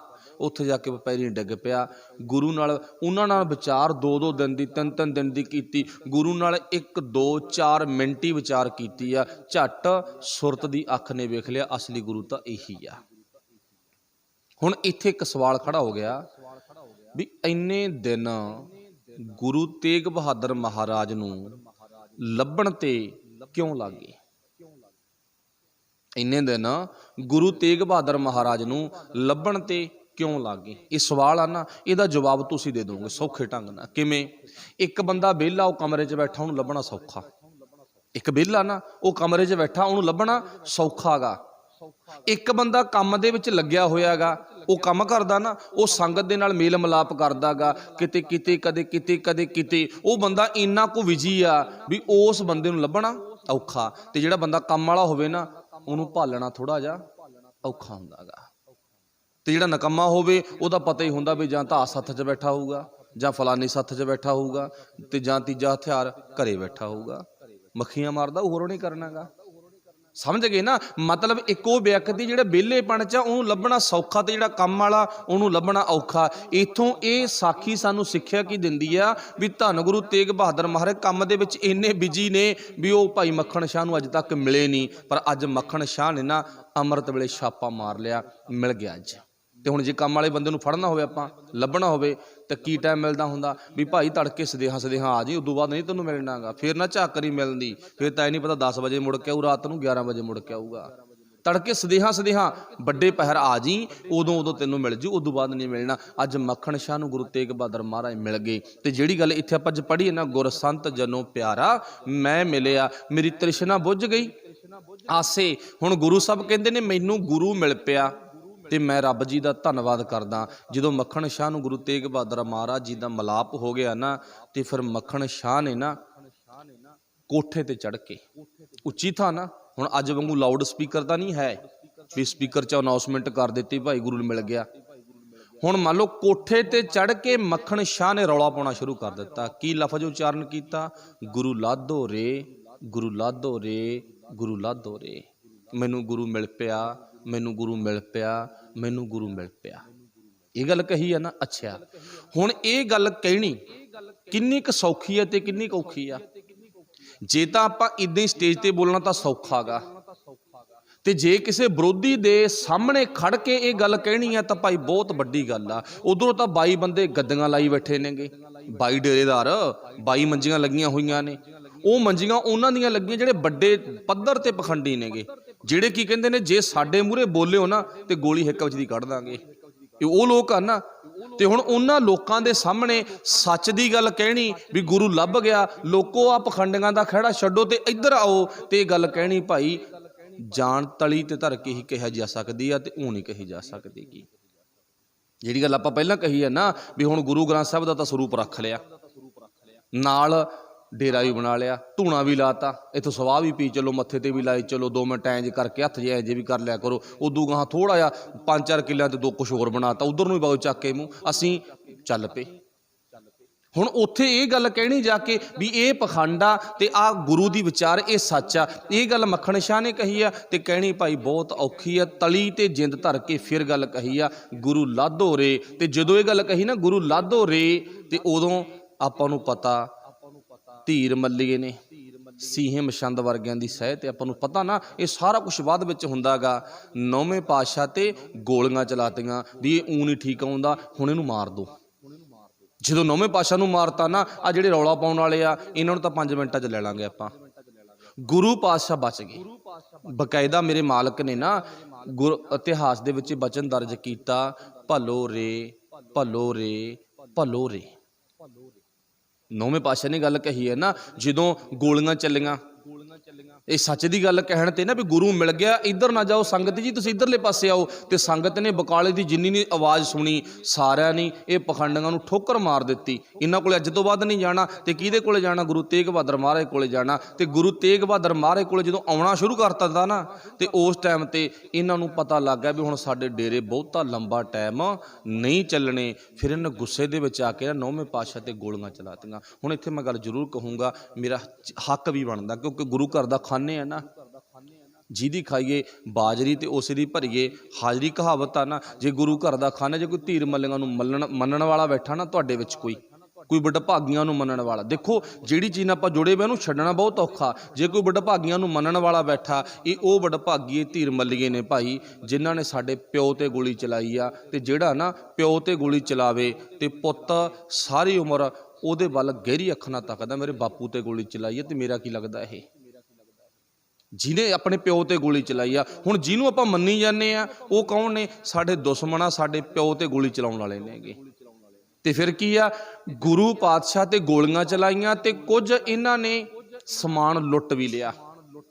ਇਉਂ ਕਹਿ ਲਓ ਗੁਰੂ ਨਾਨਕ ਦੇ ਘਰ ਚੋਂ ਨਾ ਲੁੱਟ ਵੀ ਕੀਤੀ। ਜਦੋਂ ਲੁੱਟ ਕੀਤੀ ਹੈ ਨਾ, ਫਿਰ ਆਪਾਂ ਨੂੰ ਪਤਾ ਮੱਖਣ ਸ਼ਾਹ ਲਵਾਣਾ ਜੀ ਨੇ ਫਿਰ ਇਹਨਾਂ ਤੇ ਭਾਜੜ ਪਾਈ, ਮਤਲਬ ਕਿ ਇਹਨਾਂ ਨੂੰ ਸਜ਼ਾ ਵੀ ਦਿੱਤੀ, ਗੋਲੀ ਚਲਾਉਣ ਦਾ ਮੁੱਲ ਵੀ ਉਤਾਰਿਆ। ਬੇਸ਼ੱਕ ਗੁਰੂ ਸਾਹਿਬ ਨੇ ਇੱਥੇ ਬਚਨ ਬੋਲਿਆ ਸੀ, ਭਲੋ ਰੇ, ਭਲੋ ਰੇ, ਭਲੋ ਰੇ, ਵੀ ਚਲੋ ਕੋਈ ਗੱਲ ਨਹੀਂ, ਅਣਜਾਣ ਨੇ ਗੋਲੀ ਚਲਾਤੀ ਤਾਂ ਕੀ ਹੋ ਗਿਆ, ਗੁਰੂ ਰਾਖਾ ਪਰਮੇਸ਼ਰ ਰਾਖਾ। ਤੇ ਪਰ ਉੱਥੇ ਮੱਖਣ ਸ਼ਾਹ ਦੇ ਅੰਦਰ ਕੁਝ ਵੀਰ ਰਸ ਜਾਗਿਆ ਤੇ ਉਹਨੇ ਮੁਕਾਬਲਾ ਕੀਤਾ। ਤੇ ਇਹਨਾਂ ਨੇ ਜੋ ਲੁੱਟਿਆ ਸੀ ਨਾ ਗੁਰੂ ਘਰ ਦਾ ਸਮਾਨ, ਉਹ ਵਾਪਸ ਵੀ ਲੈ ਕੇ ਆਂਦਾ। ਵੀ ਐਂ ਗੁਰੂ ਘਰ ਦਾ ਸੀ ਬੇਅਰਥ ਕਿਵੇਂ ਜਾਣ ਦੇਵਾਂਗੇ? ਸੰਗਤ ਦਾ ਪੈਸਾ, ਸੰਗਤ ਦਾ ਦਸਵੰਧ ਐਂ ਤੁਹਾਡੇ ਮੂੰਹ 'ਚ ਕਿਵੇਂ ਪੈਣ ਦੇਵਾਂਗੇ? ਐਂ ਨਹੀਂ ਪੈਣ ਦਿੰਦੇ, ਖਬਰਦਾਰ। ਭਾਵ ਉੱਥੇ ਧੀਰ ਮੱਲੀਆਂ ਤੋਂ ਵਾਪਸ ਲੈ ਕੇ ਆਂਦਾ। ਫਿਰ ਗੁਰੂ ਸਾਹਿਬ ਤੋਂ ਆ ਕੇ ਚਲੋ ਬੇਸ਼ੱਕ ਇਹਨਾਂ ਨੂੰ ਥੋੜ੍ਹੀਆਂ ਝਿੜਕਾਂ ਵੀ ਖਾਣੀਆਂ ਪਈਆਂ, ਉਹ ਅਲੱਗ ਵਿਸ਼ਾ ਹੈਗਾ। ਉਹ ਮਾਫੀ ਮੰਗੀ, ਸੱਚੇ ਪਾਤਸ਼ਾਹ ਮੈਂ ਤੁਹਾਡੇ ਕਾਨੂੰਨ ਦੀ, ਤੁਹਾਡੇ ਹੁਕਮ ਦੀ ਬੇਸ਼ੱਕ ਮੈਂ ਉਲੰਘਣਾ ਕੀਤੇ, ਤੁਸੀਂ ਕਿਤੇ ਭਲੋਰੇ ਵੀ ਉਹਨਾਂ ਦਾ ਭਲਾ ਹੋਵੇ ਜਿਨ੍ਹਾਂ ਨੇ ਗੋਲੀ ਚਲਾਈ ਆ। ਇਹ ਤਾਂ 9ਵੇਂ ਪਾਤਸ਼ਾਹ ਦੇ ਬਚਨ ਨੇ। ਕਿਉਂ ਕਹੇ? ਇਹਦੇ ਪਿੱਛੇ ਵੀ ਕੋਈ ਨਾ ਕੋਈ ਕਾਰਨ ਆ। ਇਹ ਭਾਈ ਮੂਰਖ ਨੇ, ਇਹ ਅਣਜਾਣ ਨੇ, ਇਹ ਕੋਈ ਗੱਲ ਨਹੀਂ, ਆਪੇ ਸੁਧਰ ਜਾਣਗੇ। ਪਰ ਉਹਨਾਂ ਨੇ ਕਾਹਦਾ ਸੁਧਰਨਾ ਜਿਨ੍ਹਾਂ ਨੇ ਗੁਰੂ ਨਾਲ ਹੀ ਵਿਰੋਧ ਸ਼ੁਰੂ ਕਰ ਦਿੱਤਾ। ਉਹ ਉੱਪਰੋਂ ਗੁਰੂ ਦੇ ਤੇ ਅੰਦਰੋਂ ਗੁਰੂ ਦੇ ਵਿਰੋਧ 'ਚ। ਇਹ ਖੂਨ ਅੱਜ ਤਾਂ ਨਹੀਂ ਖਿਲ ਰਿਹਾ ਵਾ ਸਾਡੇ 'ਚ,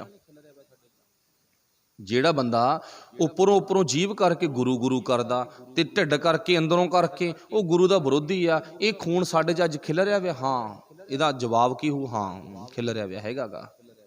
ਉਹ ਧੀਰ ਮੱਲੀਆਂ ਦਾ ਖੂਨ ਸਾਡੇ 'ਚ ਹੈਗਾ ਅੱਜ। ਸੋ ਗੁਰੂ ਕਿਰਪਾ ਕਰੇ। ਆਪਣੀ ਵਚਨ ਸੀ ਜਿਹੜੇ ਗੁਰੂ ਪਾਤਸ਼ਾਹ ਜੀ ਨੇ ਜ਼ਿਕਰ ਕੀਤਾ ਸੀ, ਗੁਰ ਸੰਤ ਜਨੋਂ ਪਿਆਰਾ ਮੈਂ ਮਿਲਿਆ, ਮੈਨੂੰ ਭਾਈ ਮੇਰਾ ਗੁਰੂ ਮਿਲ ਪਿਆ ਤੇ ਮੇਰੀ ਤੀਖਣ ਬੁੱਧੀ ਨਾਲ ਮਿਲਿਆ ਗਾ। ਮੈਂ ਗੁਰੂ ਨੂੰ ਐਵੇਂ ਨਹੀਂ ਮਿਲਿਆ ਗਾ।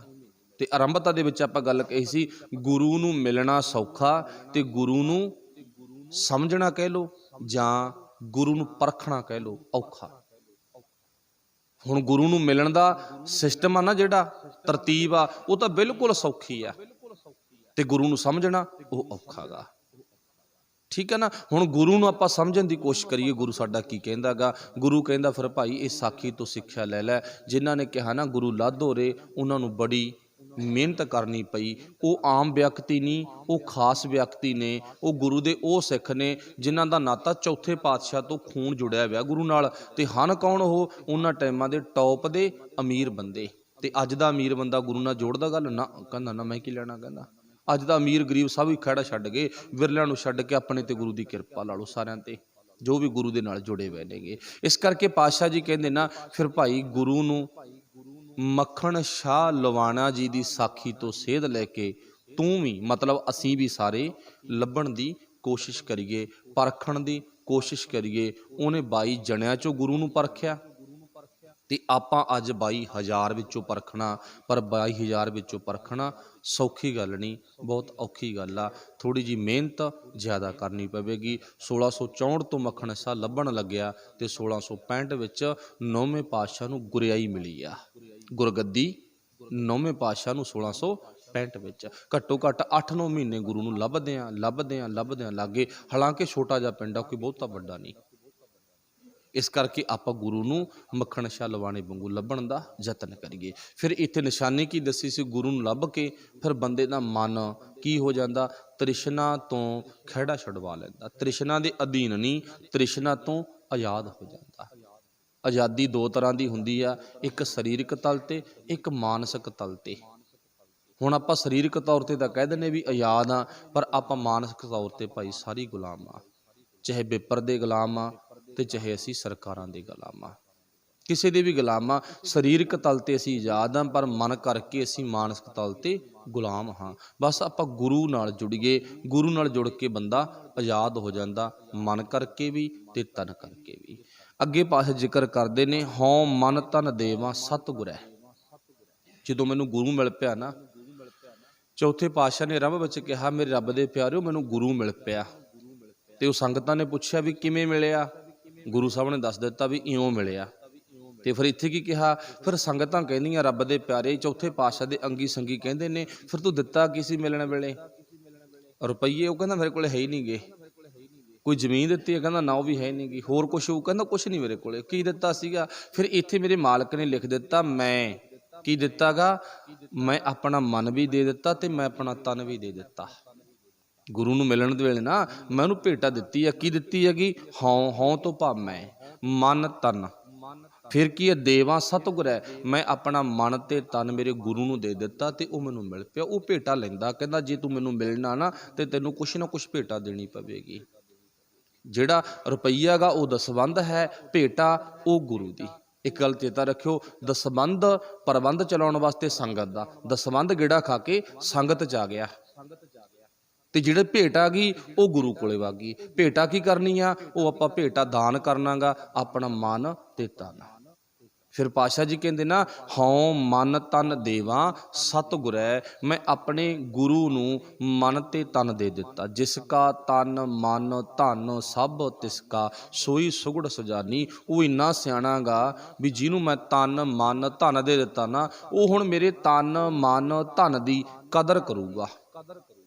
ਦੁਨੀਆ ਵਿੱਚ ਤਨ ਦੇ ਕੇ ਦੇਖ ਲਓ, ਅਗਲਾ ਪਹਿਲਾਂ ਤਨ ਨੂੰ ਵਰਤ ਲੈਂਦਾ, ਮੁੜ ਕੇ ਤੇਜ਼ਾਬ ਪਾਉਂਦਾ ਗਾ। ਦੁਨੀਆ 'ਚ ਧਨ ਦੇ ਕੇ ਦੇਖ ਲਓ, ਪਹਿਲਾਂ ਅਗਲਾ ਧਨ ਨੂੰ ਵਰਤ ਲੈਂਦਾ ਤੇ ਮਗਰੋਂ ਬਰਬਾਦ ਕਰਦਾ। ਮਨ ਤਾਂ ਦਿੱਤੇ ਨਹੀਂ ਜਾਂਦਾ ਗਾ। ਉਹ ਤਾਂ ਗੱਲਾਂ ਹੀ ਹੁੰਦੀਆਂ ਮਨ ਦੇ ਦੀਆਂ, ਮਨ ਦੇਣਾ ਬਹੁਤ ਔਖਾ ਗਾ। ਚਲੋ ਦੋ ਅਵਸਥਾਵਾਂ ਦੇ ਵਿੱਚ ਆਪਾਂ ਜ਼ਿੰਦਗੀ ਜਿਉਂਦੇ ਹਾਂ, ਧਨ ਕਰਕੇ ਤੇ ਤਨ ਕਰਕੇ। ਇਹ ਦੋ ਚੀਜ਼ਾਂ ਦਾ ਵਪਾਰ ਆ ਦੁਨੀਆ ਵਿੱਚ ਬਹੁਤ ਹੁੰਦਾ, ਤੇ ਮਨ ਦਾ ਵਪਾਰ ਗੁਰੂ ਕੋਲੇ ਹੁੰਦਾ। ਭਗਤ ਕਬੀਰ ਸਾਹਿਬ ਨੇ ਲਿਖਿਆ ਨਾ, ਮਨ ਦੇ ਰਾਮ ਲਿਆ ਹੈ ਮੋਲ, ਮੈਂ ਆਪਣੇ ਗੁਰੂ ਨੂੰ ਨਾ ਮੁੱਲ ਖਰੀਦਿਆ ਮਨ ਦੇ ਕੇ। ਮਤਲਬ ਮਨ ਦੇਣ ਤੋਂ ਭਾਵ ਕੀ ਆ, ਆਪਣੇ ਵਿਚਾਰ ਗੁਰੂ ਨੂੰ ਦੇ ਦੇਣੇ ਤੇ ਗੁਰੂ ਤੋਂ ਗੁਰੂ ਦੇ ਵਿਚਾਰ ਲੈ ਲੈਣੇ। ਅੱਗੇ ਪਾਸੇ ਜ਼ਿਕਰ ਕਰਦੇ ਨੇ, ਮੈਂ ਮੇਲੇ ਪ੍ਰਭ ਗੁਣ ਤਾਸੇ, ਮੈਨੂੰ ਉਹਨੇ ਗੁਣ ਦੇ ਦਿੱਤੇ ਤੇ ਮੈਨੂੰ ਉਹਨੇ ਆਪਦੇ ਵਰਗਾ ਬਣਾ ਲਿਆ। ਮੈਨੂੰ ਉਹਨੇ ਗੁਣ ਦੇ ਦਿੱਤੇ, ਆਪਣੇ ਵਰਗਾ ਬਣਾ ਲਿਆ। ਫਿਰ ਅੱਗੇ, ਧੰਨ ਧੰਨ ਗੁਰੂ ਵੱਡ ਭਰ ਪੁਰਖ ਹੈ, ਮੇਰਾ ਗੁਰੂ ਵੱਡਾ ਪੁਰਖ ਹੈ, ਵੱਡਾ ਸੰਤ ਹੈ, ਉਹ ਵੱਡਾ ਵਿਅਕਤੀ ਹੈ। ਧੰਨ ਧੰਨ ਗੁਰੂ ਵੱਡ ਪੁਰਖ ਹੈ। ਫਿਰ ਅੱਗੇ, ਮੈਂ ਦੱਸੇ ਹਰ ਸਾਬਾਸੇ, ਜਿਨ੍ਹਾਂ ਨੇ ਮੈਨੂੰ ਨਾ ਮੇਰੇ ਗੁਰੂ ਬਾਰੇ ਦੱਸਿਆ, ਮੈਂ ਉਹਨਾਂ ਦਾ ਧੰਨਵਾਦ ਕਰਦਾ, ਉਹਨਾਂ ਨੂੰ ਮੈਂ ਸਾਬਾਸ਼ੇ ਦਿੰਦਾ। ਸਾਬਾਸੇ, ਸਾਬਾਸੇ ਤੋਂ ਭਾਵ ਸ਼ਾਬਾਸ਼ੇ, ਮੈਂ ਉਹਨਾਂ ਦਾ ਧੰਨਵਾਦ ਕਰਦਾ ਹਾਂ। ਫਿਰ ਅੱਗੇ, ਵਡਭਾਗੀ ਹਰ ਪਾਇਆ ਜਨ ਨਾਨਕ ਨਾਮ ਬਗਾਸੇ, ਹੁਣ ਮੈਂ ਵੱਡੇ ਭਾਗਾਂ ਕਰਕੇ ਮੈਂ ਗੁਰੂ ਦੀ ਮਿਲਾਪ ਕਰ ਲਿਆ, ਗੁਰੂ ਨਾਲ ਮਿਲ ਪਿਆ ਤੇ ਮੇਰਾ ਤਨ ਮੇਰਾ ਮਨ ਬਿਗਸ ਪਿਆ, ਮਤਲਬ ਆਨੰਦਰੋਂ ਖੇੜੇ ਵਿੱਚ ਆ ਗਿਆ। ਮੈਂ ਬਹੁਤ ਜ਼ਿਆਦਾ ਖੁਸ਼ ਹਾਂ। ਕਦੋਂ? ਜਦੋਂ ਮੈਨੂੰ ਮੇਰਾ ਗੁਰੂ ਮਿਲ ਪਿਆ। ਹੁਣ ਜਿਹੜੀ ਖੁਸ਼ੀ ਅੱਜ ਬਕਾਲੇ ਦੀ ਧਰਤੀ ਤੋਂ ਨਾ ਮੱਖਣ ਸ਼ਾਹ ਨੂੰ ਮਿਲੀ ਆ, ਇਹ ਖੁਸ਼ੀ ਸ਼ਾਇਦ ਉਹਨੂੰ ਆਪਣੀ ਜ਼ਿੰਦਗੀ ਦੇ ਵਿੱਚ ਵੱਡੇ ਤੋਂ ਵੱਡਾ ਵਪਾਰ ਕਰਕੇ, ਉਹ ਵਪਾਰ ਕਰਨ ਤੋਂ ਬਾਅਦ ਬਚਤ ਬਟਤ ਜਿੰਨੀ ਹੋਈ ਆ, ਉਹ ਬਚਤ ਬਟਤ ਕਰਕੇ ਵੀ ਉਹਨੂੰ ਖੁਸ਼ੀ ਨਹੀਂ ਮਿਲੇਗੀ। ਨਹੀਂ, ਬੰਦੇ ਦਾ ਭਾਵ ਹੁੰਦਾ ਨਾ, ਬੰਦਾ ਕੁਝ ਵੇਚ ਕੇ ਉਹਦੇ ਵਿੱਚੋਂ ਦੇਖਦਾ ਵੀ ਕਿੰਨੀ ਬਚਤ ਆ, ਕਿੰਨੀ ਬਟਤ ਆ, ਵੇਖ ਕੇ ਫਿਰ ਖੁਸ਼ ਹੁੰਦਾ ਬੰਦਾ। ਤੇ ਪਰ ਅੱਜ ਤੱਕ ਉਹ ਕਹਿੰਦਾ ਮੈਨੂੰ ਬਚਤ ਕਰਦਿਆਂ, ਕਮਾਈ ਕਰਦਿਆਂ, ਵਪਾਰ ਕਰਦਿਆਂ ਖੁਸ਼ੀ ਨਹੀਂ ਮਿਲੀ। ਅੱਜ ਗੁਰੂ ਨਾਲ ਜੁੜ ਕੇ, ਗੁਰੂ ਨੂੰ ਲੱਭ ਕੇ ਨਾ ਬਹੁਤ ਜ਼ਿਆਦਾ ਖੁਸ਼ੀ ਮਿਲ ਪਈ। ਸੋ ਇੱਥੋਂ ਤੱਕ ਅੱਜ ਦੀ ਵਿਚਾਰ ਸਮਾਪਤ ਆ। ਬੋਲਦਿਆਂ ਤੋਂ ਬੜੀਆਂ ਭੁੱਲਾਂ ਰਹਿ ਜਾਂਦੀਆਂ ਨੇ। ਗੁਰੂ ਤੇ ਗੁਰੂ ਕੀ ਸੰਗਤ ਬਖਸ਼ਣਯੋਗ ਹੈ। ਸਭ ਦਾ ਧੰਨਵਾਦ। ਵਾਹਿਗੁਰੂ ਜੀ ਕਾ ਖਾਲਸਾ, ਵਾਹਿਗੁਰੂ ਜੀ ਕੀ ਫਤਿਹ। ਰਾਮ ਕਲੀ ਮਹੱਲਾ